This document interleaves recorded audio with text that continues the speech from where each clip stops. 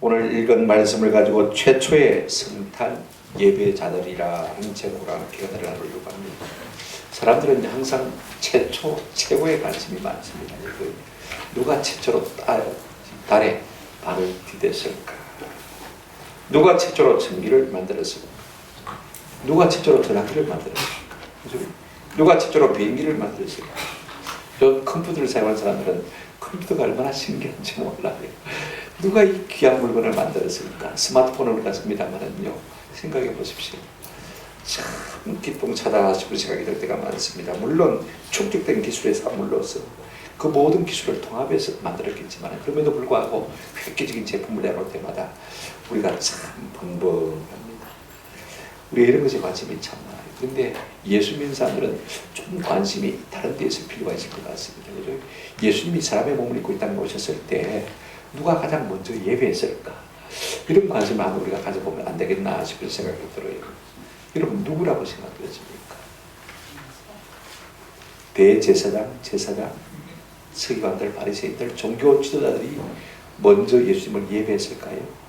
아니면 경건한 평지도 가운데 경건한 사람들이 하나님을 먼저 예배하는 영광을 차지했을까요? 아니면요, 이 땅의 정치 지도자, 그죠? 철학자들, 아니면 예술가들이 하나님을 예배하는 최초의 예배자들은 영광을 차지했을까요? 제가 앞에서 말한 사람들은 한 사람도 다 해당이 되지 않습니다. 여러분, 마태복음은요, 이 땅에 사람의 몸을 입고 오신 예수님을 처음으로 예배한 사람들의 공을 누구에게 돌리고 있냐면 저 동방에서 온 박사들에게 돌리고 있는 것을 볼 수가 있습니다. 그런데 오늘 누가복음은요, 누구에게 돌리고 있습니까? 누가 먼저 예배했죠? 밤에 밖에서 양을 치는 뭐예요? 목자들이 하나님을 먼저 예배한 것을 우리가 보게 되었습니다. 여러분, 목자들은요, 사실은 생물을 치기 때문에 바빠요. 그래서 안식이라도 성전에 나아갈 수가 없는 사람들입니다. 그죠? 성전에 나가지 못하니까 하나님을 예배하지는 못하는 사람이고, 예배하지 못하니까 율법을 배우지 못하는 사람입니다. 그죠? 그런 면에서 볼 때요, 하나님 보실 때 이건 인간 말종입니다. 그죠? 안식일도 안 지켜요. 예배도 안 해요. 그죠? 율법도 못 배워요. 그죠? 그러니까 매일 볼 일 없는 인생들인데, 하필이면 하나님께서는요, 그들을 택해서 우리 예수님이 이 땅에 오셨을 때 가장 먼저 예배하는 사람으로 세우신 것을 볼 수가 있습니다. 그들에게 은혜를 주신 것을 볼 수가 있습니다. 그들이 무엇으로 어떻게 하나님을 예배하는 첫 예배자가 되었는지, 또 그와 같은 은혜를 받고 어떻게 반응했는지, 그 다음에 주어지는 복들이 무엇인지를 우리가 오늘 본문의 흐름을 따라서 한번 살펴봤으면 좋겠습니다. 첫째로 이 복음, 예수님이 땅에 오시다는 이 아름다운 복음의 소식과 예배의 영이 어떤 사람에게, 누구에게 먼저 주어졌는가를 우리가 한번 생각해 볼 필요가 있을 것 같아요. 자, 보십시오. 하나님을, 예수님이 이 땅에 오셨을 때 가장 먼저 하나님을 예배한 사람은 사람이 아니고 누굽니까? 사실은 천사들입니다. 그죠? 근데 천사는 영물이니까 빼고, 그러면 사람은 누구냐? 천사들의 찬송에 감동을 받은 누구예요? 목자들인 것을 우리가 기억할 필요가 있을 것 같아요. 우리가 복음을 모르고요, 은혜를 받지 않고 진짜 예배자가 될 수가 없습니다. 오늘 본문을 가만히 보면요, 밤에 양들을 지키는 목자들에게 누가 나타났습니까? 천사가 나타난 것을 볼 수가 있습니다. 처음에는 한 천사가 나타났어요. 그가 목자들에게 와서 뭐라고 말합니까? 오늘 성경 한번 보실까요? 8절 보시기 바랍니다. 그 지역에 베들레헴 지역을 말합니다. 목자들이 밤에 밖에서 들판에서를 말하는 것이죠. 자기 양떼를 지키더니 그랬습니다. 목자들이 밤에 집에도 못 가고 들판에서 양떼를 지금 지키고 있는 거예요. 그런데 놀라운 것은요, 9절입니다. 주의 사자가 곁에 서고 주의 영광이 그들을 두루 비추매 크게 무수하는지라. 저는 내 생에 이런 일이 한번 있으면 참 좋겠다 싶어요. 우리 교회도 간혹 기도하다가 예배하다가 이런 은혜가 있기를 주의 이름으로 축원합니다. 주의 사자가 내 곁에 있어서 주의 영광을 가지고 나를 비추는 이런 은혜가 있으면 얼마나 좋을까요? 우리가 한 번이라도 이 생에, 그죠? 한 번이라도 우리의 생에 이 일을 경험한다면요, 아마 우리의 삶이 달라질 것 같아요. 천사가 나를 방문해 주다니, 그죠? 얼마나 감사합니까? 우리가 주님의 음성을 한 번 듣기라도, 듣기만 해도 얼마나 좋겠어요. 제가 읽는 많은 책들 가운데 많은 분들이 하나님의 음성을 듣더라고. 저도 많이 듣고 싶어요. 그렇게 듣고 살아가면 얼마나 좋을까. 간절한 우리 가운데 있어요. 이런 영광을 보는 은혜가 있기를 주의 이름으로 축원합니다. 근데 여러분 보십시오. 그런데 주의 천사가 주의 영광을 비추는데 말입니다. 이 목자들이 보인 반응이 어떠하냐면요, 오늘 본문에 보시면 9절 끝에 뭐라고 말하고 있습니까? 두루 비춤에 어떻게 하는지라 크게 많은지라 무수하는지라. 이게 크게라는 말은 영어로 말하면 메가톤을 말하는 것입니다. 이게 두려움이 엄청난 것입니다. 여러분, 악한 영이 잠시 우리를 스쳐 지나가도요 머리가 쏙 솟습니다. 맞습니까? 그죠? 여러분, 마치 귀신이 틈타는 것처럼 말입니다. 두렵지 않습니까? 하물며 하나님의 영광이 우리를 둘러비칠 때 여러분, 그 이상의 두려움이 우리 가운데 임할 수밖에 없는 것입니다. 저는 좀 두려울지라도 하나님의 영광이 우리 가운데 비침으로 말미암아 이 같은 두려움이 있기를 주님의 이름으로 축원합니다.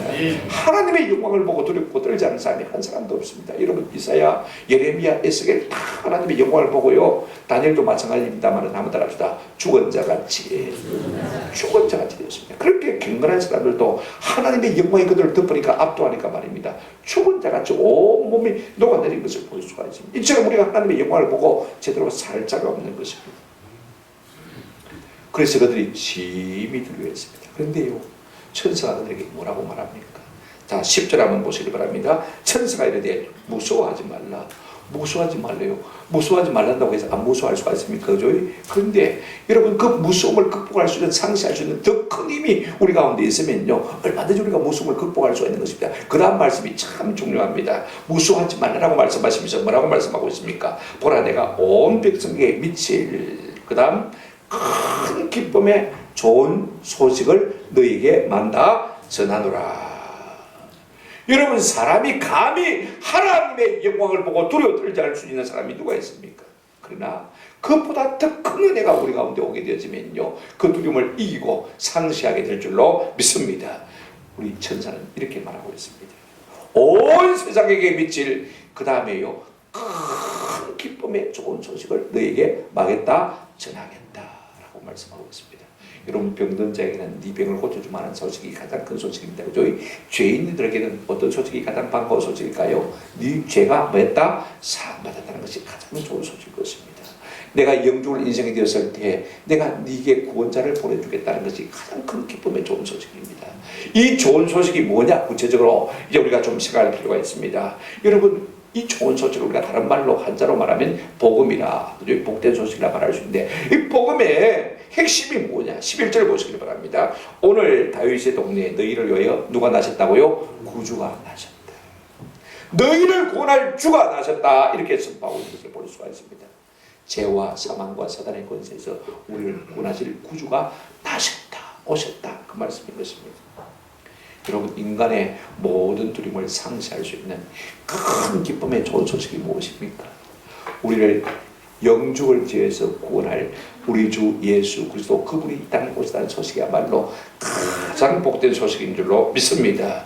그래서 기쁘다 구주 오셨네.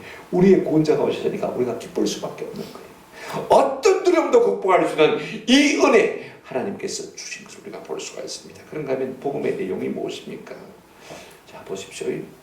너희를 위하여 누가 나셨다고 했습니까? 구주가 나셨다. 구주, 구원할 주란 말인데요, 어디서 우리를 구원한단 말입니까? 마태복음 1장 21절에 보면 이런 말씀이 있습니다. 아들을 낳으리니 이름을 뭐라라? 예수라라. 그 다음 같이 읽어보십시오. 시작. 이는 그가 자기 백성을 그들의 죄에서 구원할 자이십니다. 여러분, 인간의 모든 불행이 무엇으로 말미암았습니까? 죽음이 뭐로 말미암았습니까? 사단이 무엇 때문에 우리를 틈타는 것입니까? 무엇 때문입니까? 우리가 죄 가운데 있기 때문에 그럴 수밖에 없는 것입니다. 그런데 이 고len적인 문제, 우리의 죄의 문제를 해결해 주시기 위해서 예수님이 이 땅에 오셨다. 할렐루야. 가장 복된 소식은요, 죄사함의 소식. 여러분, 죄사함이 우리 가운데 있으면 어떤 것도 우리를 두렵게 할 수가 없습니다. 사망도 우리를 두렵게 할 수가 없습니다. 내가 죄사함 받았으니까요. 사단도 우리를 두렵게 할 수 없습니다. 하나님 앞에 의롭다 인정함을 받은 사람이 사단을 함부로 손댈 수 있습니까? 할 수 없는 것입니다. 여러분, 구주란 말은요, 우리를 죄에서 구원하실 뿐 아니라 우리를 가난에서도 구원하시기도 하시고 우리를 모든 연약한 질병과 사망에서 구원할 주라고 말씀하고 있는 것을 볼 수가 있습니다. 마태복음 8장 17절에 예수님은 우리의 모든 연약한 것과 모든 질병을 한번 따라합시다. 친히 짊어지셨도다. 오늘 이 같은 은혜가 우리 가운데 있기를 주의 이름으로 축원합니다. 여러분의 질병을, 여러분의 연약한 것을 주님 앞에 맡길 수 있는 은혜가 있기를 축원합니다. 맡기십시오. 머리끝부터 발끝까지 우리의 연약한 것을 주님 좀 대신 져주십시오. 아멘. 그를 위해서 우리 주님이 이 땅에 오신 줄로 믿습니다. 요한복음 10장 25절에 이렇게 말씀하고 있습니다. 나는 부활이요 생명이니 나를 믿는 자는 죽어도 마겠고 살겠고. 아멘. 여러분, 육체는 아무것도 아닙니다. 육체 속에 뭐가 있습니까? 생명이 있습니다. 육체를 썩어 문드러져도 생명의 알갱이는 사라질 수 없는 것입니다. 그래서 우리 예수님은 자꾸 우리를 보고 죽은 자를 가리켜서 한번 따라합시다. 잔다. 잔다 그랬습니다. 오늘 새벽에도 제가 말씀을 전했습니다만 죽은 자를 보고 자꾸 잔다는 거예요. 아니 죽었는데 잔다. 무슨 소리 하는 거예요? 야이로의 딸을 죽었는데 잔다고 했어요. 다윗아 쿵 소녀야 일어나라 하니까 일어났습니다. 나사로가 죽은지 나흘이 됐습니다. 잔다고 했습니다. 무덤 앞에 가서 우리 예수님 뭐라고 했습니까? 나사로야 나오라 하니까 그가 나왔습니다. 할렐루야. 이분이 우리의 구주이신 예수님입니다. 이분이 오늘 이 땅에 오셨다 그 말씀인 것입니다. 근데 그 증거가 뭐냐? 12절 보시기를 바랍니다. 너희가 가서 강보에 쌓여 구유에 누워있는 아기를 보리니 이것이 너희에게 표적이라 하더니 이래 있습니다. 강보, 그 다음에 구유, 이거 잘 여러분이 이해가 안 되시죠? 그죠? 요즘 사람들은 잘 모릅니다. 그죠? 한번 따라합시다. 포대기에 싸서 소죽통에 뉘 아기를 보리니. 소죽통은 아시겠죠? 그죠? 여러분 여물통, 그죠? 아시겠죠?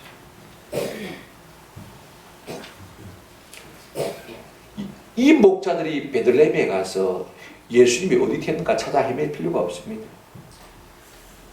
부잣집을 그릴 필요도 없고 지체 높은 사람의 집을 찾을 이유도 없습니다. 그냥 마구간만 들다 보면 됩니다. 집집마다 마구간 한번 쳐다보면 마구간에 누가 있습니까? 알을 죽통에다가 포대기에 싸가지고 입혀놨습니다. 그가 누구라고요? 메시아 예수 그리스도. 아니 여러분 생각해 보시오. 이왕이면 이 땅에 구주로 오셨으면 로마 황실에서 태어났으면 우리가 믿음이 가지 않습니까? 그건 아니라 할지라도 그죠? 헤롯 대왕의 궁전에서 태어났으면 조금 더 믿음이 가지 않겠습니까? 그런데 우리 예수님은 하나님의 아들이시지만 이 땅에 구원자로 오셨는데 어디서 나셨습니까? 마구간에서 나시고 그 다음에 포대기에 싸가지고 대충 둘둘 말아가지고 어디에 누웠습니까? 영물통에 누웠단 말입니다. 구유에 누웠단 말입니다. 여러분 세상에 아무리 가난한 부모라도 그 같은 부모가 있을까요? 그래도 방에서 낳고 그죠? 그래도 방에 뉘어놓는 것이 여러분 부모의 마음 안에 있습니까? 아이고 저걸 어떻게 우리의 구주로 믿겠나? 그런 마음을 가진 분들은요 허상에 속고 있는 것입니다. 우리가 참 조심해요. 예수님이 너무 비실하게 태어나신 것 때문에 우리의 마음에 시험이 듭니까? 거꾸로 생각해 보시기 바랍니다. 하나님은 온 천지 만물을 말씀으로 창조하신 권세자이십니다. 능력이 있는 것입니다. 그분이 모든 만물의 주인이십니다. 여러분 그분이 아들을 보내실 때 얼마든지 황궁을 준비할 수가 있습니다. 금으로 만든 방을 준비할 수가 있습니다. 그죠? 그럼에도 불구하고 그렇게 하지 아니하시고 아무것도 없는 분인 양 여러분 방에서도 태어나지 아니하시고 어디 태어나셨습니까? 마구간에서 태어나시고 그 다음에 뉘을 곳이 없어서 요람이 뉘은 곳이 아닙니다. 그죠? 소여물통에 뉘었습니다. 누가요? 하나님이 그렇게 하셨다는 것입니다. 오늘 많은 사람들이 외형에 속고 사는 것을 볼 수가 있습니다. 인물에 속고 학벌에 속고 경력에 속고 가진 것에 속고 삽니다. 저는 우리가 아무리 크고 화려하고 웅장한 것을 할지라도 외적인 것에 속지 않기를 주의 이름으로 축원합니다. 진짜는 항상 단순한 것이 있습니다. 아멘. 너무 큰 것을 찾아 헤매니까요 우리가 거기서 진리를 발견하지 못하는 것입니다. 그만큼 하나님은요 낮고 천하게 되셔서 우리 가운데 오신 것입니다. 우리 예수님 땅에 오실 때 이사야 53장 이렇게 예언하고 있습니다. 그는 주 앞에서 자라나기를 연한 순 같고 마른 땅에서 나온 뿌리 같아서 고운 모양도 없고 풍채도 없었죠. 우리 보기에 흠모할 만한 아름다운 것이 없었다. 아름다운 것이 없었어요. 그분이 그 모습 그대로 이 땅에 오신 것을 볼 수가 있어요. 그래서 사람들이 크고 화려한 것을 쫓는 사람들은요 예수님을 발견하지 못해요. 그런데 왜 첫 예수님의 오심의 증인으로 예배자로 누구를 세우셨습니까? 천하고 마음이 가난한 목자들을 세우신 것을 볼 수가 있습니다. 이렇게 해서 확신을 시켜주신 것을 볼 수가 있습니다. 또 한 장면 우리가 볼 수 있는데요. 13절 한번 보시기를 바랍니다. 호련히 수많은 천군이 그 천사들과 함께 하나님을 찬송하여 이르되 했습니다. 갑자기 장면이 바뀌었어요. 이제 한 천사가 와서 목자들에게 말씀을 전하고 있는 그때 말입니다. 갑자기 하늘이 환해지면서요. 천군의 천사들이, 하나님의 군대와 하나님의 천사들이 갑자기 빛과 함께 나타나더니 그들이 하늘에서 향연을 부리는데 어떤 향연을 부리고 있습니까? 어떤 찬송과 어떤 예배를 드리고 있습니까? 14절 지극히 높은 곳에서는 하나님께 영광이요 땅에서는 하나님이 기뻐하신 사람들 중에 뭐로다? 평화로다. 하나님 아들 이 땅에 보내셨으니까 영광을 받으시는 것이 당연하고, 그러면 우리에게는 왜 평화가 와야 되는 것입니까? 예수님 그리스도 그분이 오셔서 하나님과 우리 사이에 뭐가 되어주셨습니까? 평화의 사도가 되어주신 것입니다. 평화의 브릿지가 되어주신 것입니다. 우리를 연결하셔서 우리의 죄를 속량해 주심으로 말미암아 하나님과 우리 사이에 평화가 형성되어진 것입니다. 이로 하나님의 기뻐하신 사람들 중에 뭐가 왔다고요? 평강이 온 것입니다. 하나님과 화목한 사람은요, 이 세상에 돌 것이 하나도 없습니다. 아멘. 하나님과 우리가 화목하지 못하니까 이 세상 것이 자꾸 두려운 거예요. 질병이 와도 두렵고, 내가 가난에 빠질까 두렵고, 실패할까 두려운 것입니다. 인간관계가 두려운 것입니다. 그러나 하나님과 화목한 사람들은요, 그런 것 때문에 두려울 이유가 전혀 없는 것입니다.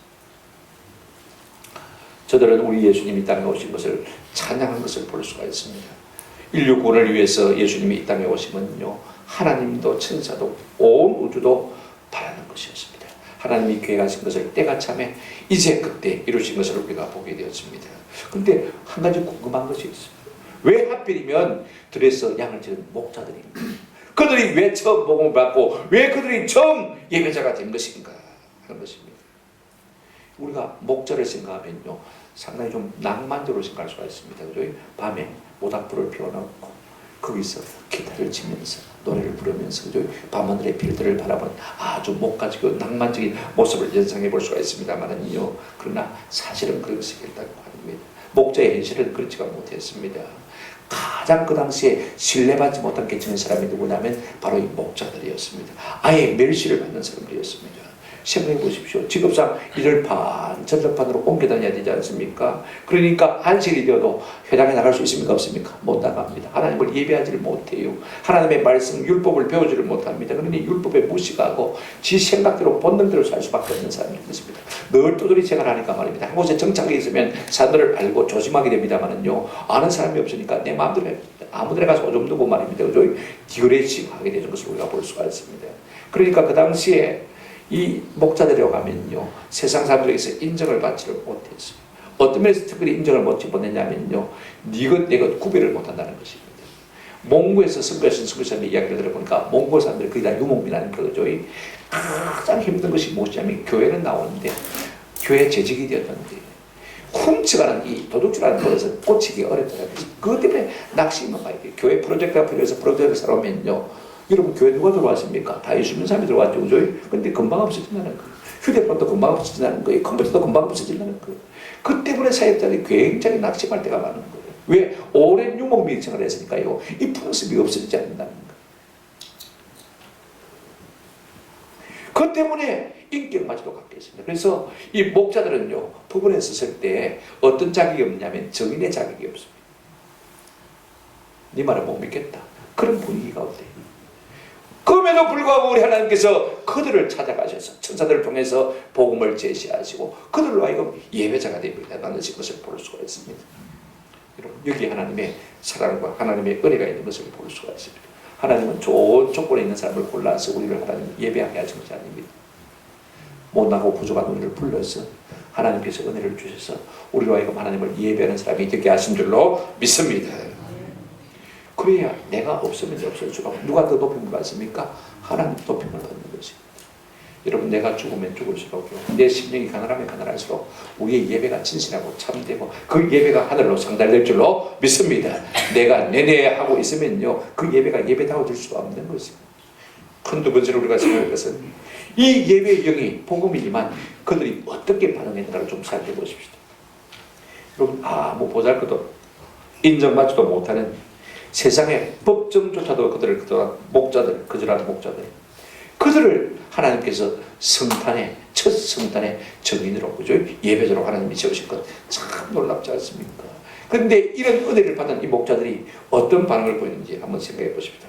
여러분 먼저 15절, 16절 보시기 바랍니다. 첫째로 목자들은요 서로 이 은혜를 받은 은혜를 독려하면서 예배로 나갈 것을 권면하고 있는 것을 볼 수가 있습니다. 15절 한번 보실까요? 시작. 천사들이 드나 하늘로 올라가니 목자가 서로 말하되 이제 베들레헴으로 가서 주께서 우리에게 알리신 바 이 일이 이루어진 것을 보자 하고 이렇게 말하고 있습니다.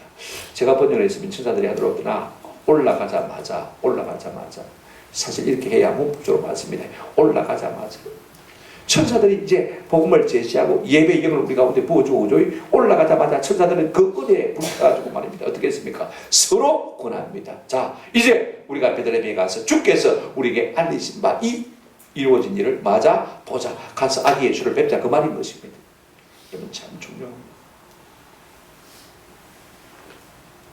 오늘 우리는 메시아를 만나기 위해서 서로 권면하고 격려합니까? 서로 독려합니까?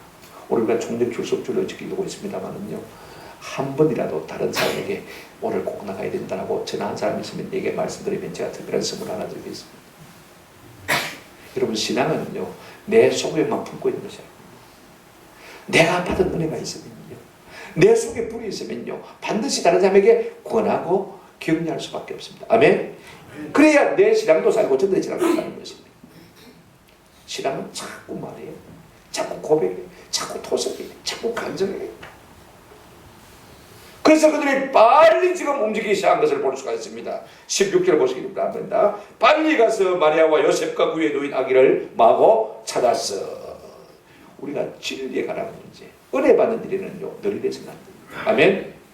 좀 부지런해야 돼요. 우리가 돈 번 일에 오늘까지 바빴다면 이제부터는요 예배하고 진리라는 일에 좀 분주할 수 있는 은혜가 있기를 주의 이름으로 축원합니다. 이런 사람이 은혜를 받습니다.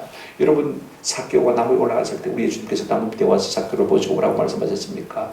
오늘 내가 내 집에 요해야겠다 했을 때 삭개오가요 느릿느릿 내려왔습니까? 아닙니다. 6절 보십시오. 급히 내려와. 여기 급히란 말이 오늘 빨리 스피드란 말과 똑같습니다. 영의 스피드, 속히 내려왔다 그 말인 것입니다. 오늘 목자들의 적극적인 순종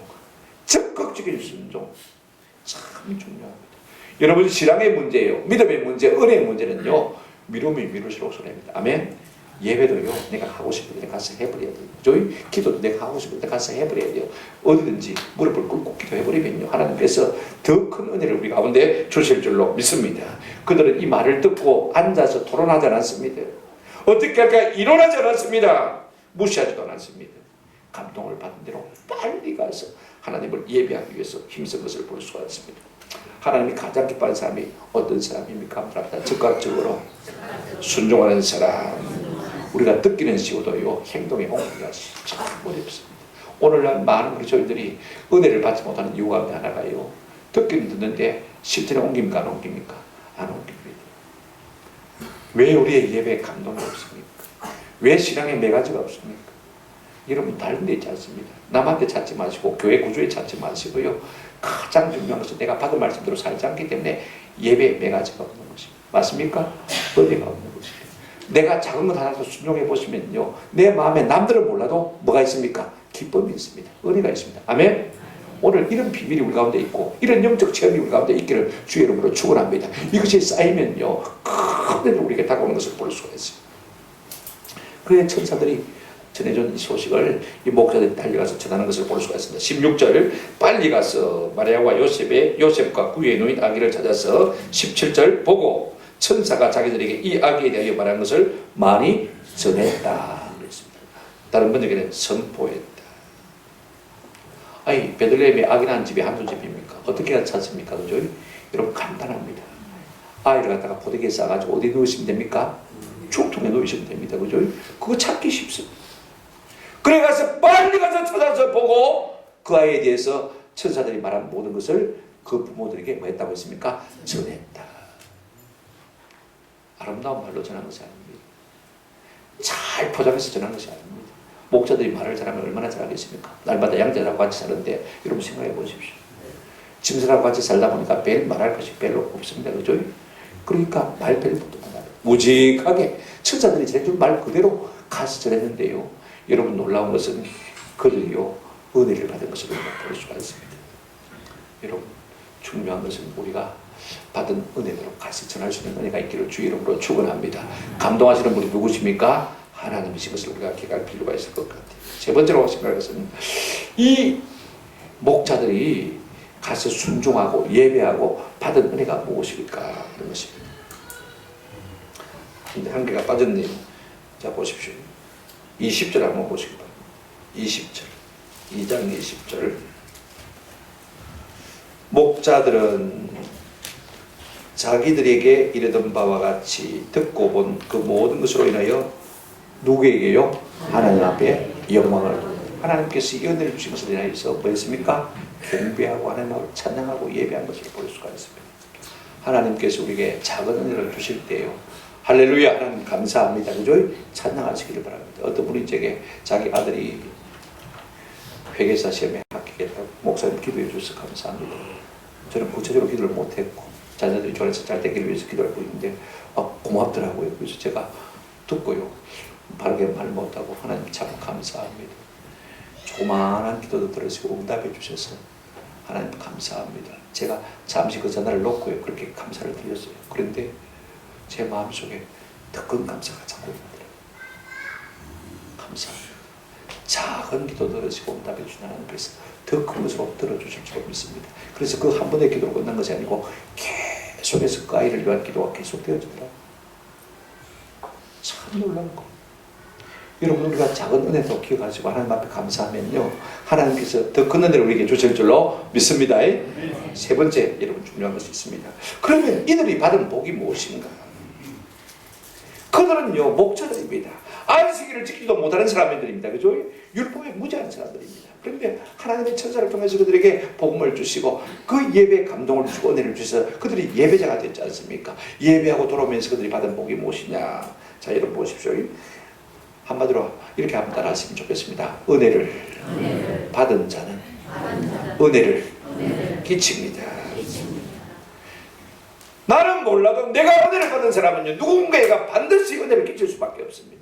18절 19절 보시길 바랍니다. 듣는 자가 다 목자들이 그들에게 말한 것을 뭐하게 여겼습니까? 놀랍게 여겼고, 그 다음에 마리아는 그 모든 말을 마음에 새기어 마니라 생각하니라 그랬습니다. 여러분, 내가 은혜 받지 않고 말하면 사람들이 그냥 바람결에 지나가는 소리처럼 대충 듣습니다. 그죠? 오늘날 남편들이 아내에게 퉁을 먹는 이유가 무엇입니까? 내가 당신 전에 몇 번 말했는데 못 들었노? 그죠? 그럴 때마다 참 억장이 무너지는 것이죠. 아내들의 마음은요, 사람들이 너무 예상됐습니다. 그런데 여러분, 내가 은혜 받고 말하면요, 내가 작게 말해도 사람들이 크게 듣는 역사가 나타나게 될 줄로 믿습니다.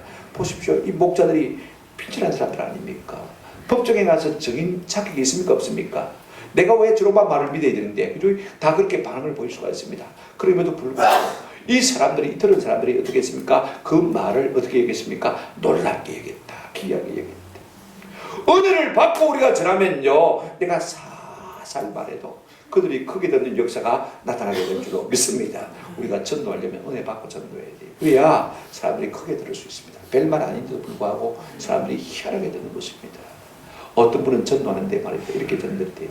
어르신, 예수 믿으면 죽을 때요, 시체가 말랑말랑해진대. 이게 무슨 전도입니까? 그죠? 근데도 그 말을 듣고 교회 따라 나와가지고 그 부부가 말입니다, 예수 믿고 세례받고, 그래 다 정말로 기쁨으로 시체가 말랑말랑한 가운데 그 목사님이 이야기하는데, 다른 목사님이 아니고 윤종남 목사님, 금정순복음교회, 그분이 개척해가지고 전도했는데, 그렇게 전도했더니 그렇게 두 어르신이 나왔대, 부부가 나왔대. 근데 놀라운 것은 그 딸이 말입니다, 성령을 받아가지고 그 가문의 사람들을 70% 전라도 영암 사람들을 전도해가지고 버스 2대가 올라왔대. 여러분, 별거 아니에요. 그죠? 별거 아니에요.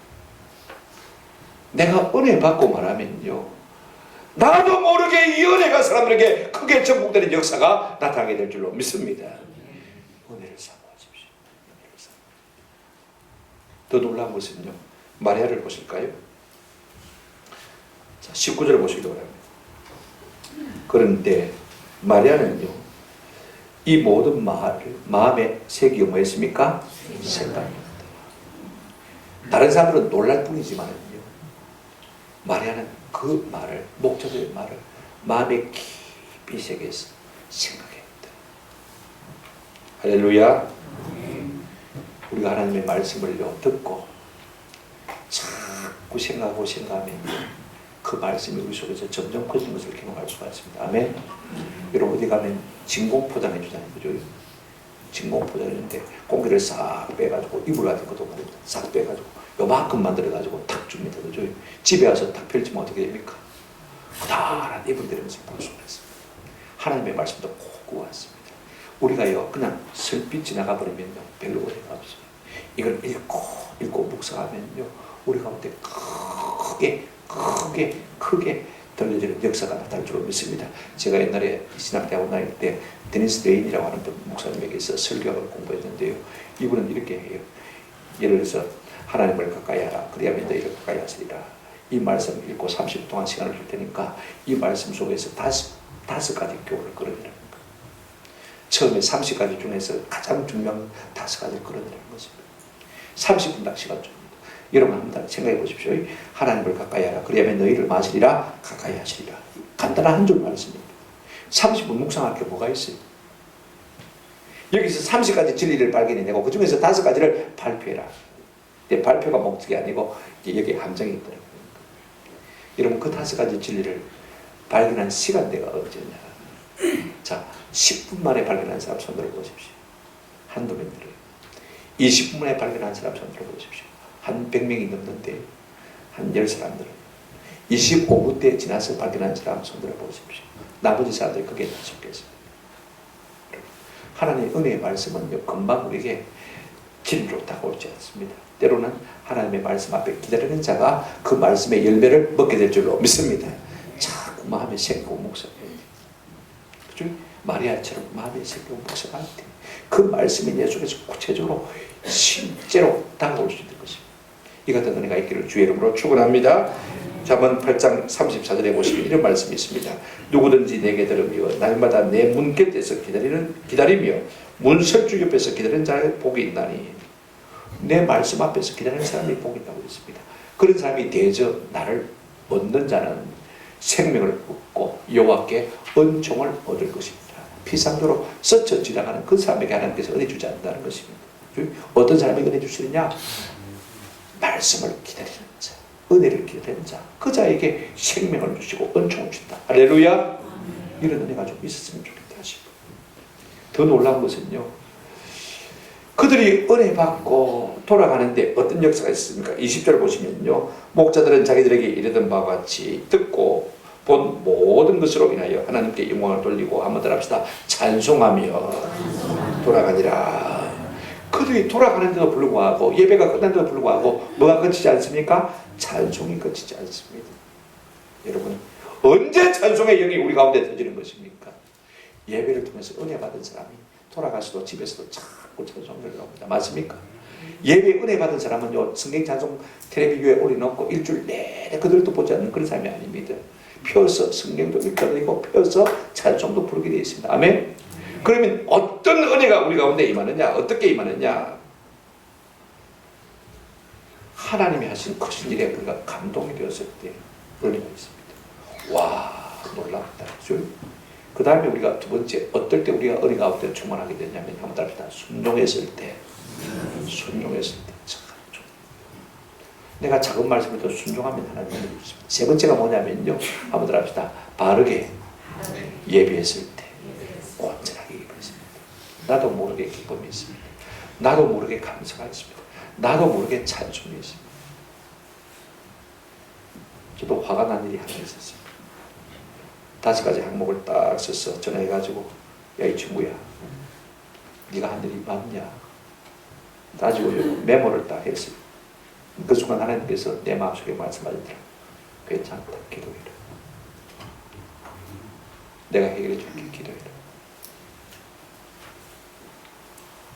그래서 제가 기도하고 있습니다. 어제 당장 전화 안 하고 전화 안 하기로 마음에 작정하고 기도하고 있습니다. 하나님께서 어떻게 일하실지를 지금 기대가 되어요. 할렐루야. 그러니까 제 마음속에 평화가 있어요. 이걸 한번 탁 갚아주고 싶을 때 제가 잘 그렇게 하지 않는데 막 화가 나더라고요. 하나님께서 어떻게 일하실지 잘 모르겠어요. 지금 기대하는 마음이 있습니다. 근데 제 마음이 기뻐요. 이미 다 용서했고 끝났습니다. 우리가 바르게 순종하고요, 바르게 예배하면 반드시 하나님께서 우리 마음속에 은혜와 기쁨을 주실 줄로 믿습니다. 여러분, 예배의 결과는 항상 은혜와 평강입니다. 예배 마치면 뭐합니까? 목사가 축도하잖아요. 그죠? 축도의 원형이 무엇입니까? 제가 살을 좀 붙이긴 합니다만 고린도서 13장 13절 말씀입니다. 주 예수 그리스도의 뭐와 은혜와 하나님의 뭐예요? 사랑과 성령의 교통하심이 너희 우리와 함께 있을지어다. 여러분 생각해 보십시오. 예배하는 자에게 주어진 복이 뭐냐면 예수 그리스도의 은혜입니다. 자꾸 은혜를 줍니다. 하나님의 사랑이 자꾸 우리 가운데 밀려옵니다. 그죠? 성령께서 우리를 자꾸 하나님께로 밀어주셔서 하나님과 나 사이에 막힌 것이 없도록 인도해 주십니다. 그러니 평화가 올 수밖에 없잖아요. 그죠? 이 복을 우리가 예배를 잘하고 누릴 수 있게 될 줄로 믿습니다. 바른 예배자가 되면 내 환경이 바뀐 거 아닙니다. 목자가 갑자기 박사가 된 거 아닙니다. 그죠? 교사가 된 것도 아닙니다. 이제 다 털어버리고 집으로 가서 집에서 살 수 있는 삶이 된 것도 아닙니다. 그럼에도 불구하고 하나님께서 은혜를 주시니까요. 그 마음 가운데 기쁨과 평강이 샘솟고 흘러나와서 자꾸 하나님을 예배하는 예배자가 되는 것을 볼 수가 있습니다. 말씀을 뵙습니다. 하나님은 당신의 아들 예수님이 땅에 오셨다는 소식을 종교 지도자에게 먼저 나타내 보입니다. 경건한 성도에게 나타내 보이겠다고 합니다. 세상의 위대한 사람에게 이 소식을 알려주거든. 그 당시에 무시받고 빈천한 누구에게요? 목자들에게, 율법조차 없는 그들에게 하나님께서 나타내신 것을 볼 수가 있습니다. 하나님은요, 우리에게 이와 같이 대하시기를 기뻐하시는 것을 볼 수가 있습니다. 이것이 첫 예배의 원형인데, 그죠? 그렇다면 하나님께서 그런 자에게 예배를 받으시고, 그죠? 그런 자에게 은혜를 주셔서 그들을 통해서 내가 예배를 받으시겠다 하나님의 의도를 나타내 보이는 것을 볼 수가 있습니다. 우리가 어떻게 하면 승리한 예배자가 될 수 있습니까? 저는 목사들 같이 우리의 마음이 빈천하고 가난하고 겸비해져서 하나님의 은혜가 아니면 도무지 살 수 없을 줄 아는 가난하고 겸비한 마음을 가지실 때 하나님께서 우리 가운데 이와 같은 은혜를 주실 줄로 믿습니다. 고린도전서 1장에 보게 되시면 사도 바울은 이렇게 말하고 있습니다. 자 보십시오. 형제들아, 너희를 부르심을 보라. 육체를 따라 지혜로운 자가 많지 아니하며 능한 자가 많지 아니하며 문벌 좋은 자가 많지 아니하도다. 그러나 하나님께서 세상의 미련한 것들을 택하사 지혜 있는 자들을 부끄럽게 하려 하시고 세상의 약한 것들을 택하사 강한 것들을 부끄럽게 하려 하시며 하나님께서 세상의 천한 것들과 멸시받는 것들과 없는 것을 택하사 있는 것들을 피하려 하시나니 이는 아무 육체라 하나님 앞에서 자랑하지 못하게 하려 하십니다. 아멘. 우리 가운데 인간적인 자랑이 있는 사람은 하나님 앞에 진짜 예배자가 될 수가 없습니다. 아무 자랑이 없는 그 사람만 우리 구주 오신 은혜에 기뻐하고 즐거워하고 하나님을 찬미할 수 있는 복된 심령이 될 줄로 믿습니다. 이 같은 은혜가 우리 가운데 있기를 주님의 이름으로 축원합니다. 아멘.